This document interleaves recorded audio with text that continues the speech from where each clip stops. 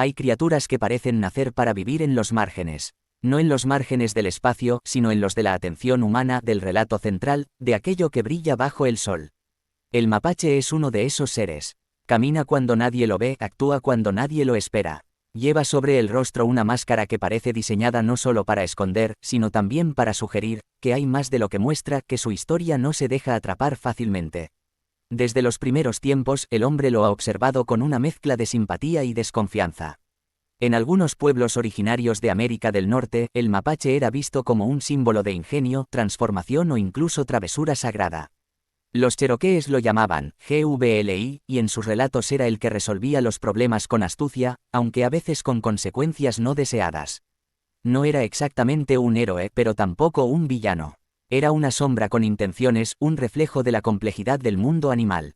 Su historia, sin embargo, va más allá del mito. Los registros más antiguos lo ubican exclusivamente en el continente americano, desde las regiones templadas de Canadá hasta los bosques húmedos de América Central. Su nombre científico, Procyon, significa «antes del perro», en alusión a su cercanía evolutiva con los cánidos, aunque en la práctica, su conducta y su morfología revelan una criatura mucho más independiente, más singular. Fue la mirada europea, fría, clasificadora, la que lo etiquetó, primero con extrañeza, luego con pragmatismo. Exploradores franceses del siglo XVII ya describían sus hábitos nocturnos, su afición por el agua y su capacidad para abrir cerraduras y saquear despensas. En el siglo XVIII, naturalistas como Carl Linnaeus lo incluyeron formalmente en sus catálogos de fauna, fascinados por sus patas que parecían manos y su habilidad para manipular objetos con una precisión inusual entre los mamíferos. Pero más allá de etiquetas científicas, el mapache siguió siendo un espectro que se escapa. En las noches del sur de los Estados Unidos, su andar sigiloso se mezcla con el susurro de los árboles, con el crujir de la hojarasca. No canta, no ruge, no se impone. Observa, espera, actúa, y cuando el sol vuelve a levantarse, desaparece. Una de sus marcas más visibles, esa franja negra que cruza sus ojos, ha sido fuente constante de metáforas. Para algunos parece la máscara de un ladrón. Para otros, un antifaz de actor silencioso. Pero tal vez no sea ninguna de las dos cosas. Tal vez sea, simplemente, una frontera. Una línea que separa lo visible de lo invisible, lo salvaje de lo domesticado, lo simple de lo complejo. Y es que el mapache encarna una contradicción que incomoda, puede parecer adorable y ser feroz, puede actuar con ternura y responder con violencia, puede vivir en un bosque remoto o en el patio trasero de una ciudad. Es uno de los pocos animales salvajes que ha aprendido a convivir con la urbanización sin perder su esencia. No se domesticó, se infiltró. Esta capacidad de adaptación ha hecho que muchos lo vean con desprecio. Se lo acusa de hurgar en la basura, de ser un oportunista, un invasor. Pero esos juicios dicen más sobre nosotros que sobre él. Porque si el mapache ha prosperado es precisamente porque el mundo que construimos le abrió puertas sin querer. Le dejó huecos, rutas, fragmentos de comida, sombras. Y él, con esa inteligencia silenciosa que lo define, supo leer el mapa. Sus ojos reflejan esa lectura. En ellos no hay la mirada noble del lobo ni la altivez del águila.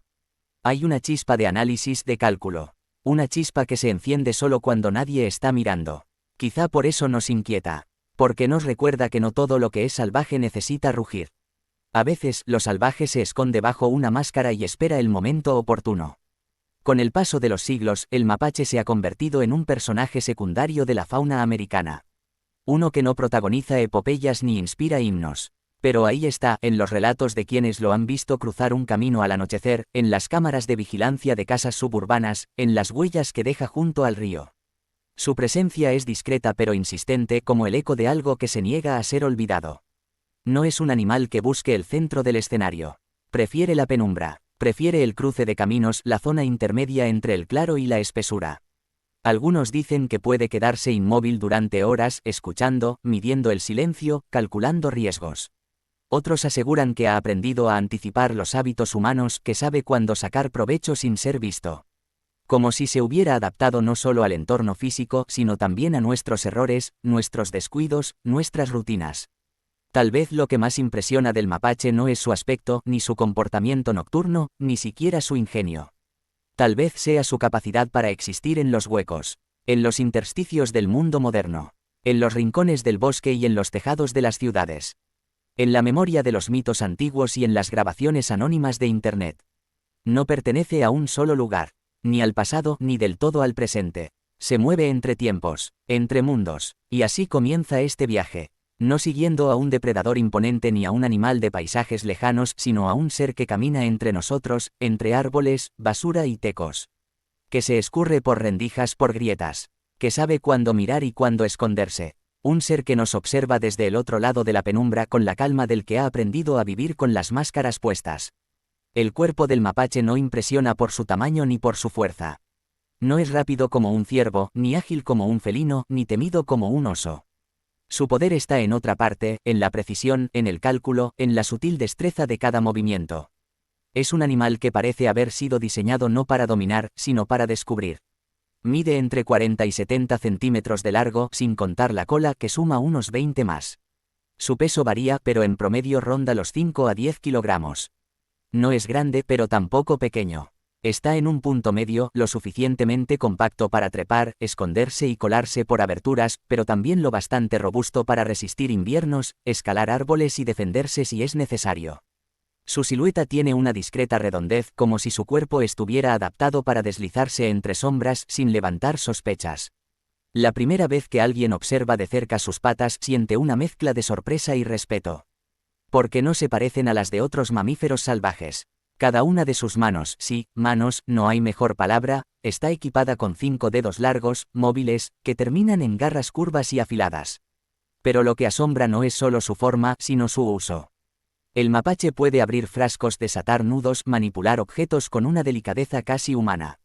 Hay videos que lo muestran lavando alimentos en arroyos, aunque más allá del mito del lavado, lo que en realidad hace es explorar. Explora con el tacto, toca, evalúa, decide. Ese sentido del tacto es uno de sus mayores talentos. Las terminaciones nerviosas de sus patas delanteras son tan sensibles que puede distinguir texturas mínimas incluso en la oscuridad. Cuando mete las manos en el agua, no está limpiando. Está viendo con los dedos. Viendo lo que sus ojos no pueden alcanzar. En eso, se parece más a un pianista ciego que a un ladrón nocturno. Cada piedra que levanta, cada objeto que gira, cada cáscara que abre, está precedido por una evaluación silenciosa, minuciosa. Su cabeza es redondeada, sus orejas pequeñas, erguidas, y su hocico corto pero móvil. Los ojos, oscuros y brillantes, están enmarcados por esa icónica franja negra que tanto ha fascinado a humanos. Pero más allá del simbolismo, su mirada tiene un brillo particular, uno que combina alerta, desconfianza y, en ciertos momentos, algo parecido a la curiosidad. Como si el mapache, incluso en la incertidumbre, mantuviera siempre activa una especie de interrogación interior. ¿Qué hay detrás de esa puerta? Que huele así, que cruje bajo la madera. El pelaje que recubre su cuerpo es denso, áspero, impermeable.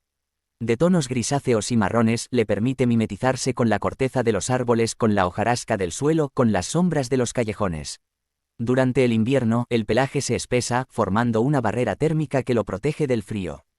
A diferencia de muchos animales que hibernan, el mapache reduce su actividad en los meses más duros pero no desaparece del todo. Busca refugios, troncos huecos, cuevas abandonadas, altillos en casas humanas. Lugares donde pueda permanecer inmóvil pero siempre atento. La cola es otro de sus distintivos. Anillada, peluda, flexible, no solo le sirve para equilibrarse al trepar, sino también como aislante térmico y como una especie de antena emocional. Hay quienes aseguran que la forma en que la mueve indica su estado de ánimo, aunque esto es más intuición que ciencia. Lo cierto es que cuando el mapache se esconde, la cola suele ser lo último que desaparece entre las sombras. Como una firma, un trazo que dice, estuve aquí, pero no me verás 2 veces en el mismo sitio. En conjunto, su cuerpo es una herramienta de observación. No fue hecho para la confrontación directa, sino para la estrategia. Para detectar debilidades en el entorno, para escabullirse sin ser detectado, para esperar el momento exacto. Esa anatomía, modesta en apariencia, le ha permitido expandirse a lo largo del continente americano y más allá, incluso en regiones donde nunca fue parte del paisaje original. Porque el mapache no conquista como lo hacen los grandes carnívoros. Él se infiltra, se acomoda, se adapta, y lo hace en silencio. No se escucha su andar. No hay pisadas fuertes ni ramas rotas. Solo queda la evidencia de su paso, un cubo de basura volcado, un nido revuelto, una caja abierta. Su cuerpo es una combinación de elasticidad y fuerza, de sigilo y persistencia. Puede escalar paredes verticales, nadar en arroyos helados, colgarse de ramas inestables, o deslizarse bajo cercas angostas. No hay espacio que le resulte ajeno si ve en él una oportunidad. Cada parte de su anatomía parece hecha no para la belleza ni la velocidad, sino para lo útil. Para lo posible, para lo que se puede hacer en la oscuridad con ingenio y paciencia. En el fondo, el cuerpo del mapache no fue esculpido para la lucha, sino para la lectura. Para leer el mundo con las manos, para interpretar los rincones, para trazar mapas invisibles entre la maleza y los objetos humanos. Esa es su fortaleza, y también su desafío, porque en un mundo que cambia a velocidad incesante, solo los cuerpos capaces de escuchar el entorno logran permanecer. Y el suyo, por modesto que parezca, ha aprendido a hacerlo como pocos. En la penumbra, donde la niebla se desliza sin hacer ruido y las ramas crujen con la paciencia del tiempo, el mapache comienza su jornada. No lo guía el reloj humano, sino el ritmo silencioso de la oscuridad. Cuando los hombres duermen y los caminos se vacían, él abre los ojos. No con urgencia, sino con esa calma antigua que tienen los que ya han vivido muchas noches. El mundo nocturno le pertenece. No lo domina, lo habita. No lo conquista, lo descifra. Su andar, sigiloso y decidido, está guiado por un mapa invisible tejido por el olfato, la memoria y el instinto. Cada esquina, cada raíz, cada desecho es parte de su lectura. No hay improvisación total, hay ensayo, error y aprendizaje. Cada noche lo moldea, cada rastro lo enseña. El mapa de su vida es maleable. No hay una sola ruta, ni una fórmula fija. Donde algunos fracasan por su rigidez, él se adapta. Si un basurero cambia de lugar, si un acceso se cierra, si una fruta no madura a tiempo, él no se frustra, busca otro camino. Su estrategia es sencilla y, por eso mismo, efectiva: observar, probar, ajustar. Es el arte de sobrevivir sin depender de la certeza. La dieta del mapache es un espejo de esa flexibilidad. No se ata a un solo recurso, ni depende de un ambiente exclusivo. En las riberas come cangrejos y moluscos, en los huertos, frutas y maíz, en los suburbios, pan endurecido, sobras, comida para mascotas olvidada en un porche. Su lengua no exige refinamientos. Su paladar reconoce la necesidad. Muchos lo han observado frotando alimentos en agua como si quisiera limpiarlos. Pero no hay moral en ese gesto. No hay intención de higiene. Lo que ocurre es más profundo: al humedecer lo que sostiene, sus sensibles patas perciben mejor las texturas. Es una forma de comprender, no de lavar. Donde el ser humano ve suciedad o ritual, el mapache busca información. Sus patas son una extensión de su mente. Ágiles, curiosas, exploradoras. Con ellas abre frascos, levanta tapas, palpa insectos, gira picaportes, hurgando en la frontera entre lo animal y lo humano. Se ha dicho que sus dedos recuerdan a los nuestros. Pero lo inquietante no es su forma, sino su función. Toca como si pensara, y piensa mientras toca. En su exploración nocturna puede recorrer distancias considerables. Sin prisa, pero sin pausas. Si el hambre aprieta, se vuelve más atrevido. Trepa tecos, desciende chimeneas, cruza calles vacías. En los márgenes entre lo salvaje y lo urbano, su figura aparece fugaz entre sombras y luces tenues. Nunca desafía al mundo frontalmente, se cuela por sus rendijas. Aún así, no es un animal desesperado. No hay ansiedad en su búsqueda. Se mueve como quien ya ha pasado por esto antes. Si hoy no hay nada, mañana puede haber. Si este cubo está vacío, el siguiente tal vez no lo esté. La naturaleza le ha enseñado que el azar no se controla, pero sí se explora. El mundo no siempre responde, pero siempre puede ser interrogado. En esa búsqueda constante, el silencio es su aliado. Escucha mejor que muchos, olfatea con precisión y su visión, aunque no perfecta en la oscuridad, se complementa con esos otros sentidos. Sus orejas giran ante el menor crujido. Su hocico se eleva al viento con la sutileza de quien lee señales invisibles. Cada estímulo puede ser clave. Cada susurro puede ser comida o peligro. El día lo encuentra recogido. No duerme en nidos lujosos ni en refugios estables. Una cavidad en un árbol, el altillo de una casa abandonada, un tubo de desagüe, un rincón de bosque denso, cualquier lugar donde el sol no lo toque directamente y donde los sonidos humanos lleguen lejanos. Allí reposa, no como un animal despreocupado, sino como un vigía que cierra los ojos pero no la conciencia. Rara vez comparte estos refugios. Aunque no es abiertamente agresivo, su vida es solitaria por naturaleza. No por arrogancia, sino por diseño. La compañía implica concesiones y el mapache, forjado en la necesidad de adaptarse, prefiere depender solo de sí mismo. Hay una libertad silenciosa en eso.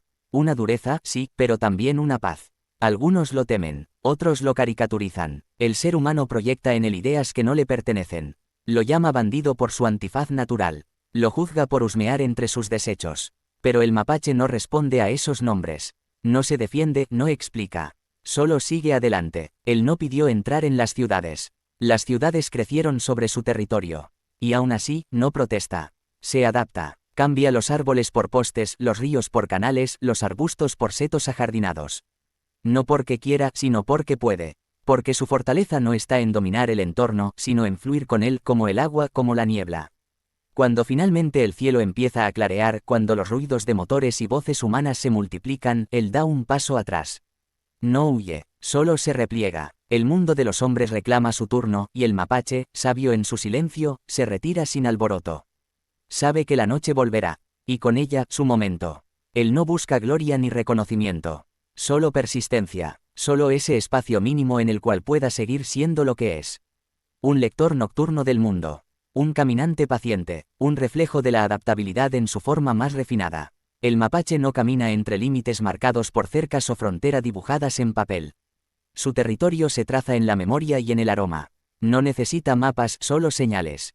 Para él, cada árbol, cada canaleta oxidada, cada raíz expuesta es una coordenada cargada de significado.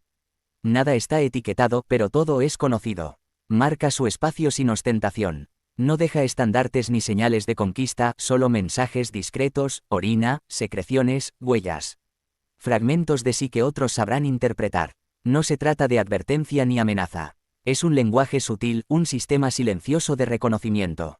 Como si dijera, he pasado por aquí. Sé quién soy, tú sabrás si continuar. Su territorio varía. En los bosques lo extiende según los recursos. En las ciudades lo fragmenta, lo adapta a las calles, a los tejados, a las azoteas y a los contenedores de basura. En entornos rurales puede abarcar más de 100 hectáreas, en los urbanos, mucho menos, pero cada rincón es aprovechado. No hay desperdicio en su lógica. Solo uso. Aunque suele caminar solo, no vive en un vacío social. Hay otros ojos nocturnos que lo han visto, otras patas que han pisado la misma tierra húmeda. No los ignora, pero tampoco los busca. La vida del mapache es individual, pero no necesariamente solitaria. En algunos contextos, sobre todo en hábitats urbanos densos, las rutas se cruzan. Y cuando eso ocurre, se toleran. A veces incluso comparten recursos sin conflicto. Hay una cortesía tácita en ese comportamiento, coexistencia sin ruido. Las madres, sin embargo, rompen esa norma temporal de soledad. La relación con las crías transforma al mapache. Donde antes solo había cautela, aparece el cuidado. Durante semanas, incluso meses, una hembra puede volverse sombra constante de sus pequeños. Los lleva consigo, les enseña, los guía a través de tejados, bosques bajos o túneles de drenaje. Es una educación práctica, sin palabras ni castigos. El aprendizaje ocurre con cada intento, con cada caída, con cada alimento compartido. En cuanto a la comunicación, el mapache no necesita grandes gestos. Su repertorio sonoro es discreto pero expresivo. Puede gruñir, chillar, gemir. No para dominar, sino para alertar, reclamar, a veces tranquilizar. Hay un lenguaje en su garganta, pero también en sus ojos y en sus patas. La postura, la velocidad del movimiento, la dirección de la mirada, todo comunica. Para el observador paciente, nada es silencioso. En momentos de tensión, no es el primero en atacar. Gruñe, se eriza, muestra los dientes si es necesario. Pero prefiere la retirada inteligente al enfrentamiento inútil. Luchar por territorio o por comida puede tener un precio alto, y el mapache, más que valiente, es calculador. La valentía ciega rara vez sirve a los que viven de noche. Aún así, no es cobarde. Si una cría está en peligro, puede volverse feroz. No por agresividad, sino por instinto. En esos breves arrebatos de defensa, muestra que su aparente tranquilidad no es debilidad, sino contención. Como si supiera que la violencia constante desgasta y que sobrevivir implica elegir las batallas con precisión. Su relación con otros animales es igualmente matizada. Con algunas especies compite. Con otras comparte. El zorro, el mapache cangrejero, incluso perros vagabundos pueden cruzarse en su mundo. No hay alianza, pero tampoco guerra. Cada quien aprende a leer al otro. En un mundo cada vez más superpuesto, la clave no está en dominar, sino en evitar la colisión. Los humanos, por su parte, le resultan una presencia ambigua. No los busca, pero se ha acostumbrado a ellos. Reconoce sus rutinas, sus horarios, sus hábitos de descuido. Aprende dónde dejan restos, qué puertas están mal cerradas, qué contenedores están mal asegurados. No los teme como lo haría un ciervo, ni los enfrenta como lo haría un jabalí. Los estudia, y eso lo vuelve distinto. Porque no solo habita el entorno natural, también decodifica el artificial. Sabe cruzar calles con tráfico, sabe evitar cámaras, sabe trepar muros lisos. Su cerebro no actúa por repetición ciega, sino por ajuste constante.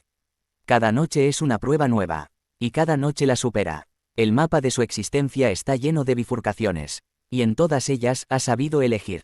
No se deja llevar por la costumbre, sino por la observación. Por eso su especie ha prosperado mientras otras se desploman. No por fuerza, ni por velocidad, ni por ferocidad, sino por algo más silencioso, la lectura precisa del mundo. En ese universo de huellas y marcas, el mapache escribe su historia sin tinta. Una historia que no necesita ser contada para continuar, pero que al mirarla de cerca, revela una lección profunda, que adaptarse no es rendirse, que ceder no es perder, que la estrategia más fuerte no es la más ruidosa, sino la que sobrevive al invierno. Y en los márgenes del día, cuando todo parece dormido o ajeno, esa historia sigue escribiéndose. En un tejado, en un bosque, bajo una alcantarilla. En el susurro de las pisadas que no se oyen, en los ojos que brillan brevemente en la noche, en la memoria ancestral que le dice cuándo moverse y cuándo quedarse. El mapache, en su soledad elegida, no está aislado. Está conectado, no a una manada, sino a un entramado más profundo, al paisaje, al tiempo, a la experiencia. Vive solo, sí, pero no sin sentido. En el silencio de los primeros días de primavera, cuando la escarcha cede y los brotes nuevos comienzan a asomar entre la hojarasca, el mapache se deja llevar por un llamado más antiguo que cualquier bosque. No hay espectáculo, no hay rituales vistosos ni luchas abiertas. Solo señales discretas, feromonas, movimientos que, aunque imperceptibles para el ojo humano, hablan de una urgencia silenciosa. El ciclo reproductivo del mapache no es constante ni acelerado. Tiene su momento, y cuando ese momento llega, el animal responde con mesura.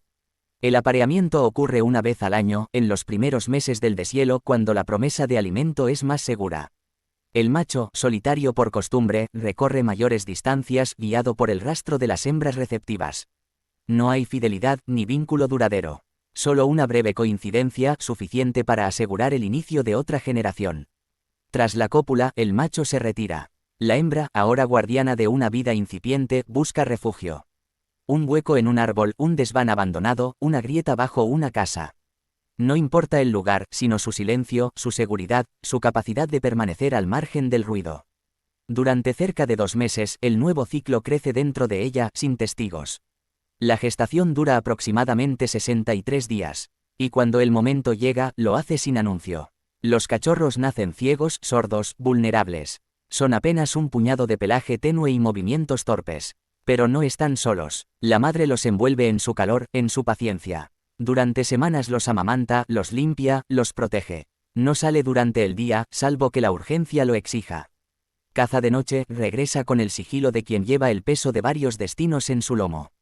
Alrededor de las 5 semanas, los ojos de los pequeños se abren. El mundo los inunda con luces y sonidos nuevos. Comienzan a explorar, primero dentro del refugio, luego más allá.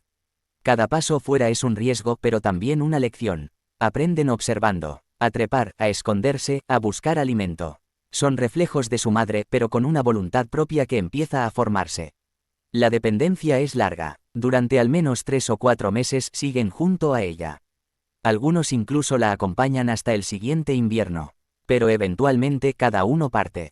Sin drama, sin despedidas. El ciclo exige separación. Lo aprendido se lleva consigo como una brújula silenciosa. Y así comienza otra historia. Pero no todas las historias llegan tan lejos. Las amenazas no vienen solo del hambre o del frío. En el mundo moderno hay otros peligros, más insidiosos, más persistentes. Los automóviles, por ejemplo, son enemigos invisibles hasta que es demasiado tarde. Las ciudades, con sus luces constantes, sus trampas, sus venenos, exigen habilidades que muchos jóvenes aún no tienen. Los contenedores de basura, tan abundantes y tentadores, pueden ser trampas disfrazadas de banquetes. Envases que atrapan cabezas, sustancias tóxicas, restos que intoxican lentamente. Y no está solo frente a esto. Las enfermedades también recorren sus pasos. La rabia, el moquillo, los parásitos internos y externos. El mapache es resistente, pero no invencible. En algunas regiones, la superpoblación urbana agrava estos riesgos. Más contacto entre individuos significa más oportunidades para que los males se propaguen. La relación con el ser humano, aunque llena de adaptaciones, también carga con conflictos. En algunas zonas es visto como plaga, como amenaza para gallineros o cultivos. En otras como una simple molestia urbana. La respuesta rara vez es comprensión. Trampas, venenos, exterminio. Soluciones rápidas para una presencia que, en muchos casos, ha sido causada por la expansión humana sobre su hábitat original. El mapache no invade, se adapta, llega donde antes había árboles, donde el bosque fue sustituido por asfalto. No lo hace por ambición, sino por necesidad. Su astucia, que en otros contextos sería admirada, se vuelve argumento para perseguirlo. Pero no responde con violencia, solo con persistencia. A pesar de todo, la especie se mantiene firme. No porque sea invulnerable, sino porque es flexible. Cada generación aprende un poco más rápido. Cada cría tiene más herramientas. La memoria colectiva, no escrita pero efectiva, se fortalece con cada invierno superado. Los biólogos lo observan con una mezcla de respeto y preocupación. Por un lado, es símbolo de éxito adaptativo. Por otro, un indicador de desequilibrio. Porque cuando el mapache prospera demasiado cerca del hombre, es porque algo se ha roto en el ecosistema original. Y aún así, continúa. En los márgenes, en los espacios abandonados, en los rincones que nadie mira. No se rinde ni se glorifica. Solo sigue, no por terquedad, sino por instinto. Porque la vida, incluso cuando es hostil, siempre encuentra un resquicio. En cada camada que sobrevive, en cada cachorro que aprende a abrir una tapa de plástico o a cruzar una calle sin ser visto, el mapache escribe una pequeña victoria contra el olvido. No quiere dominar el mundo. Solo seguir en él. No hay certezas sobre el futuro. Las amenazas cambian, los paisajes también. Pero si algo ha demostrado el mapache, es que su historia no se rinde con facilidad. Cada generación nace con el peso de las anteriores y la posibilidad de adaptarse aún más. Porque la supervivencia no es una carrera. Es una conversación constante con el entorno. Y en esa conversación, el mapache ha aprendido a escuchar mejor que muchos. En algún punto, el mapache cruzó una línea invisible. De ser solo un habitante más del bosque, pasó a formar parte del universo simbólico de los humanos. No fue una decisión mutua, ni siquiera consciente. Fue una consecuencia, un accidente de convivencia. Pero desde entonces su silueta se ha multiplicado. En camisetas, caricaturas, películas. En cuentos infantiles y anécdotas urbanas. El mapache ya no es solo un animal. Es también una idea. Lo que el ser humano ve en él no es necesariamente lo que el mapache es. Pero eso no importa en el terreno del imaginario. Ahí, la máscara negra sobre sus ojos se convierte en símbolo. De picardía, de sigilo, de travesura. Se le llama bandido, o ladrón, no con odio, sino con una sonrisa a medias. Una sonrisa que no siempre entiende que la necesidad no es travesura. Que el instinto no es crimen. En América del Norte, especialmente en Estados Unidos y Canadá, el mapache ha entrado en la cultura popular con fuerza. Aparece como personaje en historietas, como mascota no oficial de ciudades, como presencia casi inevitable en barrios suburbanos. En algunos casos se le ha domesticado, o al menos se ha intentado. Pero la domesticación no borra lo salvaje, solo lo adormece un rato. El mapache, incluso entre humanos, sigue siendo él. La ficción le ha dado formas. Desde Rocket, el sarcástico mapache espacial del cine, hasta los cientos de memes y videos virales donde aparece robando comida o escapando por ductos. Hay en su figura algo que conecta con lo humano, una mezcla de inteligencia, torpeza y descaro. El mapache es espejo y parodia. Nos recuerda que lo salvaje no siempre es distante, que a veces lo tenemos justo al lado del cubo de basura, o en el ático. Pero esta cercanía cultural tiene doble filo. Lo que se convierte en símbolo corre el riesgo de ser trivializado. De dejar de ser animal para convertirse en caricatura. De perder su contexto natural. El mapache no pidió ser famoso. Solo sobrevivía en los márgenes, aprendiendo, adaptándose. Que su imagen se multiplique en productos o redes no cambia su lucha diaria por comida, por espacio, por silencio. En otras culturas la figura del mapache es más esquiva. En Japón, por ejemplo, se le suele confundir con el tanuki, otro mamífero enmascarado con quien comparte ciertas apariencias. El tanuki, sin embargo, es un ser mitológico cargado de simbolismos que van más allá del comportamiento real de su contraparte. El mapache, cuando aparece fuera de América, lo hace disfrazado. Interpretado, traducido. En el ámbito indígena de América, su figura sí tuvo un lugar más claro. Algunas tribus lo asociaban con la astucia, otras con el aprendizaje. Para algunos pueblos originarios del suroeste estadounidense, el mapache era un animal que enseñaba a los niños a buscar soluciones, a observar, a esperar el momento. No era venerado ni temido, solo comprendido. Una criatura que, como muchas, guardaba lecciones si se sabía mirar con atención. Y es ahí donde su simbolismo encuentra raíces más profundas. Porque más allá del chiste fácil o la imagen viral, el mapache es símbolo de algo más sutil, de resiliencia. De ese tipo de inteligencia que no necesita imponerse, sino adaptarse. Que no construye reinos pero sobrevive en sus ruinas. En el imaginario moderno, su figura también ha comenzado a adquirir un tono más ambiguo. Ya no es solo el ladrón simpático. Es también el habitante del mundo colapsado. El que recorre ciudades vacías, contenedores abandonados, trenes detenidos. Un animal que representa lo que queda cuando todo lo demás ha cedido. No es el héroe, ni el villano. Es el que sigue ahí. Este nuevo lugar simbólico habla de cómo ha cambiado también nuestra relación con la naturaleza. El mapache no es un lobo ni un águila. No representa lo majestuoso, lo imponente, lo lejano. Representa lo cotidiano que resiste. Lo pequeño que sobrevive, lo que se escabulle cuando el resto cae. Y quizás por eso, su figura ha sido apropiada por movimientos, por artistas, por comunidades que ven en él una forma de resistencia. De ironía frente al sistema. De ternura en lo caótico. En un mundo donde la velocidad y la eficiencia se premian, el mapache parece recordarnos que hay otras formas de existir. Menos grandiosas, más silenciosas. Pero no por ello menos válidas. Al final, cada vez que un niño ríe viendo un mapache abrir una nevera en un vídeo, o cada vez que un adulto ve sus huellas en el alféizar y se pregunta cómo llegó hasta allí, hay un momento, breve pero importante, donde el animal y el símbolo se encuentran. Donde lo real y lo imaginado coinciden, aunque solo sea un segundo. El mapache, con sus patas hábiles y su mirada velada, camina entre esos dos mundos. Es criatura y personaje, es presencia física y figura mental. Y tal vez ese sea su logro más silencioso, haber encontrado un lugar tanto en el bosque como en la mente humana. Porque al final, lo que sobrevive no es solo el cuerpo. También la historia. Y la del mapache, escrita en tecos, troncos y pantallas, no parece querer detenerse.